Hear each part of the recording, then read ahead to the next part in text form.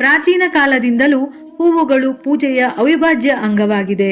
ತಾಜಾ ಹೂವುಗಳನ್ನು ದೇವತೆಗಳಿಗೆ ಅರ್ಪಿಸದೆ ಪೂಜಾ ವಿಧಿಗಳು ಅಪೂರ್ಣವೆಂದು ಹೇಳುತ್ತಾರೆ. ಪೂಜೆ ಎಂಬ ಪದವು ಹೂವುಗಳೊಂದಿಗೆ ಮಧುರ ಸಂಬಂಧವನ್ನು ಹೊಂದಿದೆ. ಇದರಲ್ಲಿ ಪೂ ಎನ್ನುವ ಪದವು ಹೂವುಗಳನ್ನು ಸೂಚಿಸಿದರೆ, ಎರಡನೇ ಅಕ್ಷರವಾದ ಜೆ ಎನ್ನುವ ಪದವು ಪ್ರಾರ್ಥನೆಯನ್ನು ಸೂಚಿಸುತ್ತದೆ.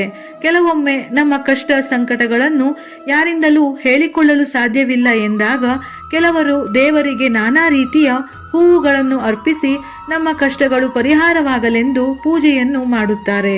ಇದರಿಂದ ನಮ್ಮ ಮನಸ್ಸಿಗೆ ಏನೋ ಒಂದು ರೀತಿಯ ಸಮಾಧಾನ ಸಿಗುತ್ತದೆ. ಅಂದರೆ ಭಕ್ತರು ಮತ್ತು ದೇವರ ನಡುವೆ ಹೂವಿಗೆ ಅವಿನಾಭಾವ ಸಂಬಂಧ ಇದೆ ಎಂದರೂ ತಪ್ಪಿಲ್ಲ. ಹೂವುಗಳು ನಮಗೆ ದೇವರೊಂದಿಗೆ ಸಂಪರ್ಕ ಸಾಧಿಸಲು ಮತ್ತು ಆರಾಧನೆಯ ಮುಖ್ಯ ಭಾಗವಾಗಿ ಕಾರ್ಯನಿರ್ವಹಿಸಲು ಸಹಾಯ ಮಾಡುತ್ತದೆ. ಪೂಜೆಯ ಸಮಯದಲ್ಲಿ ದೇವರಿಗೆ ಪವಿತ್ರ ಹೂವುಗಳನ್ನು ಮತ್ತು ಎಲೆಗಳನ್ನು ಅರ್ಪಿಸುವುದರಿಂದ ದೇವರ ಮೇಲಿನ ಭಕ್ತಿ ಹೆಚ್ಚಾಗಿ ಪರಮಶಕ್ತಿಯ ಕಡೆಗೆ ನಮ್ಮ ನಂಬಿಕೆ ನಿಷ್ಠೆಯನ್ನು ವೃದ್ಧಿಸುತ್ತದೆ. ಆದರೆ ಪೂಜೆಗೆ ಹೂವುಗಳನ್ನು ಕೀಳುವಾಗ ಬಳಸುವಾಗ ನಮ್ಮ ಪ್ರಾಚೀನ ಪದ್ಧತಿಗಳು, ಧರ್ಮಗ್ರಂಥಗಳು ಸೂಚಿಸಿದ ಕೆಲವೊಂದು ನಿಯಮಗಳಿವೆ. ಯಾವುದೆಂದು ತಿಳಿಯೋಣ. ಸಂಜೆಯ ಸಮಯದಲ್ಲಿ ಗಿಡಗಳಿಂದ ಹೂವುಗಳನ್ನು ಕೀಳಬಾರದೆಂದು ಹೇಳುತ್ತಾರೆ. ಸೂರ್ಯಾಸ್ತದ ನಂತರ ದೇವರು ನಿಸರ್ಗ ವಿಶ್ರಾಂತಿಗೆ ಜಾರುತ್ತದೆ. ಇಂತಹ ಸಮಯದಲ್ಲಿ ನಕಾರಾತ್ಮಕ ಶಕ್ತಿಗಳ ಪ್ರಭಾವ ಹೆಚ್ಚಾಗಿರುತ್ತದೆ. ಇದರಿಂದ ವಾತಾವರಣದಲ್ಲೂ ತೊಂದರೆಯನ್ನು ಸೃಷ್ಟಿ ಮಾಡುವಂತಹ ಕಂಪನಗಳು ಉದ್ಭವಿಸುತ್ತದೆ. ಈ ಕೆಟ್ಟ ತರಂಗಗಳು ಸೃಷ್ಟಿಯಲ್ಲಿನ ಜೀವಿಗಳ ಮೇಲೆ ರಜ ಮತ್ತು ತಮ ಗುಣಗಳ ಪ್ರಭಾವವನ್ನು ಬೀರುತ್ತದೆ. ಹಾಗಾಗಿ ಸೂರ್ಯಾಸ್ತದ ಸಮಯದಲ್ಲಿ ಹೂವಿನ ಮೊಗ್ಗುಗಳನ್ನು ಕೀಳಬಾರದು ಎನ್ನುವ ನಂಬಿಕೆ. ಏಕೆಂದರೆ ಇದು ಗಿಡಗಳು ವಿಶ್ರಾಂತಿ ಪಡೆಯುವ ಸಮಯ. ನೆಲದಲ್ಲಿ ಬಿದ್ದಿರುವ ಹೂವುಗಳನ್ನು ನೀವು ಪೂಜೆಗಾಗಿ ಬಳಸಬಾರದು. ದೇವರಿಗೆ ಮೊಗ್ಗುಗಳನ್ನು ಅರ್ಪಿಸುವುದಾದರೆ ಚಂಪಾ ಮತ್ತು ಕಮಲ ಹೂವಿನ ಮೊಗ್ಗುಗಳನ್ನು ಹೊರತುಪಡಿಸಿ ಬೇರೆ ಯಾವುದೇ ಹೂವಿನ ಮೊಗ್ಗುಗಳನ್ನು ಅರ್ಪಿಸಬಾರದು. ಪೂರ್ಣ ಅರಳಿದ ತಾಜಾ ಹೂವುಗಳನ್ನು ಮಾತ್ರ ದೇವರಿಗೆ ಅರ್ಪಿಸಬೇಕು. ಬಾಡಿದ, ಒಣಗಿದ, ಮುದುಡಿದ ಹೂವುಗಳನ್ನು ನೀವು ಪೂಜೆಯಲ್ಲಿ ಉಪಯೋಗಿಸಬಾರದು. ಪೂಜೆಯಲ್ಲಿ ದೇವರಿಗೆ ಹೂವುಗಳನ್ನು ಅರ್ಪಿಸುವ ಮೊದಲು ಅದರ ಮೇಲೆ ನೀರನ್ನು ಸಿಂಪಡಿಸಬೇಕೇ ಹೊರತು ತೊಳೆಯಬಾರದು.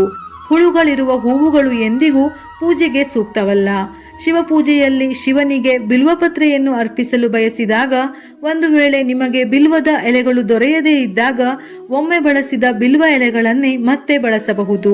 ಆದರೆ ಈ ಎಲೆಯನ್ನು ಕೇವಲ 3 ದಿನಗಳವರೆಗೆ ಮಾತ್ರ ಮರುಬಳಕೆ ಮಾಡಬಹುದು ಎಂಬುದು ಗಮನವಿರಲಿ.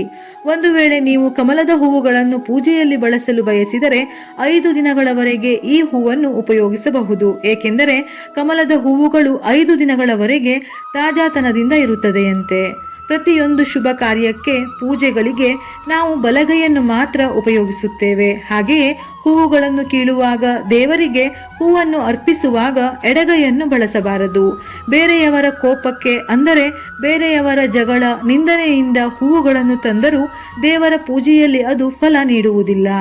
ನೆಲದಲ್ಲಿ ಬಿದ್ದಿರುವ ಹೂವು, ಪರಿಮಳವಿರದ ಹಳೆಯ ಹೂವು, ಕೆಟ್ಟ ವಾಸನೆಯಿಂದ ಕೊಳೆತಿರುವ ಹೂವು, ದಳಗಳು ಉದುರಿದ ಅಂದರೆ ಹಿಂದಿನ ದಿನದ ಹೂವುಗಳನ್ನು ಇಂದಿನ ಪೂಜೆಗೆ ಉಪಯೋಗಿಸಬಾರದು. ಅಪವಿತ್ರ ಸ್ಥಳದಲ್ಲಿ, ಅಂದರೆ ಮಲ ವಿಸರ್ಜನೆ ಮಾಡುವ ಜಾಗದಲ್ಲಿ, ಕೊಳಚೆ ಜಾಗದಲ್ಲಿ ಬೆಳೆದ ಹೂವುಗಳನ್ನು ದೇವರ ಪೂಜೆಗೆ ಉಪಯೋಗಿಸಬಾರದು. ಗಿಡದಲ್ಲಿ ಹೂವುಗಳನ್ನು ಕೀಳುವ ಮೊದಲು ಗಿಡಕ್ಕೆ ಒಂದು ಸ್ವಲ್ಪವಾದರೂ ನೀರನ್ನು ಹಾಕಬೇಕು. ನಂತರ ಒಳ್ಳೆಯ ಮನಸ್ಸಿನಿಂದ ಹೂವನ್ನು ಕೀಳಬೇಕು. ಸಾಧ್ಯವಾದರೆ ಹೂವುಗಳನ್ನು ಕೀಳುವಾಗ ನಿಮ್ಮ ಇಷ್ಟದೇವರ ನಾಮ ಜಪಿಸುತ್ತಾ ಕಿತ್ತರೆ ಒಳ್ಳೆಯದು. ಒಳ್ಳೆಯ ಮನಸ್ಸಿನಿಂದ ಒಳ್ಳೆಯ ಕಾರ್ಯಗಳನ್ನು ಮಾಡಿದಾಗ ಪ್ರತಿಫಲವು ಒಳ್ಳೆಯದೇ ಆಗುತ್ತದೆ. ಪೂಜೆಗೆ ಹೂವುಗಳನ್ನು ಆಯ್ದುಕೊಳ್ಳುವಾಗ ನಮ್ಮ ಪೂಜೆಯು ಫಲಕಾರಿಯಾಗಲಿ ಎಂದು ಬೇಡಿಕೊಳ್ಳಬೇಕು. ಸ್ನಾನ ಮಾಡದೆ ನಾವು ಪೂಜೆಗಾಗಿ ಹೂವುಗಳನ್ನು ಕೀಳಬಾರದು. ಪೂಜೆಗಾಗಿ ಹೂವುಗಳನ್ನು ಕೀಳುವಾಗ ಪಾದರಕ್ಷೆಗಳನ್ನು ಧರಿಸಬಾರದು. ದೇವರಿಗೆ ಮಲ್ಲಿಗೆ, ಜಾಜಿ, ಗುಲಾಬಿ, ಸಂಪಿಗೆ ಇಂತಹ ಪರಿಮಳಭರಿತ ಹೂವುಗಳನ್ನು ಬಳಸುವುದರಿಂದ ನಾವು ಪೂಜಿಸಿದ ಫಲ ಸಂಪೂರ್ಣವಾಗಿ ಪ್ರಾಪ್ತಿಯಾಗುತ್ತದೆಯಂತೆ. ದೇವರ ಪೂಜೆಗೆ ಹೂವುಗಳನ್ನು ಬಳಸುವಾಗ ಈ ಮೇಲಿನ ಎಲ್ಲಾ ನಿಯಮಗಳನ್ನು ಗಮನದಲ್ಲಿಟ್ಟುಕೊಳ್ಳಬೇಕು. ಪೂಜೆಯಲ್ಲಿ ಬಳಸುವ ಹೂವುಗಳಿಗೂ ಹೆಚ್ಚಿನ ಮಹತ್ವ ಇರುವುದರಿಂದ ನಾವು ಈ ನಿಯಮಗಳನ್ನು ಅನುಸರಿಸುವುದು ತುಂಬಾನೇ ಮುಖ್ಯ ಎಂದು ನಮ್ಮ ಪುರಾಣಗಳಲ್ಲಿ ಉಲ್ಲೇಖಿಸಲಾಗಿದೆ. ಆದರೆ ಈಗಿನ ಕಾಲಕ್ಕೆ ತಕ್ಕಂತೆ ಕೆಲವೊಮ್ಮೆ ಇದನ್ನೆಲ್ಲ ಮಾಡಲು ಸಾಧ್ಯವಿಲ್ಲವೆಂದಾದರೂ ತಿಳಿದುಕೊಂಡಿರುವುದು ಉತ್ತಮ. ವಿಡಿಯೋ ಇಷ್ಟ ಆಗಿದ್ದಲ್ಲಿ ಮರೆಯದೆ ಲೈಕ್ ಮಾಡಿ, ನಮ್ಮ ಚಾನಲ್ ಅನ್ನು ಸಬ್ಸ್ಕ್ರೈಬ್ ಮಾಡಿ. ಇದೇ ರೀತಿಯ ಮನಮುಟ್ಟುವ ಉಪಯುಕ್ತ ಮಾಹಿತಿಗಳಿಗಾಗಿ ಮತ್ತೆ ಭೇಟಿಯಾಗೋಣ.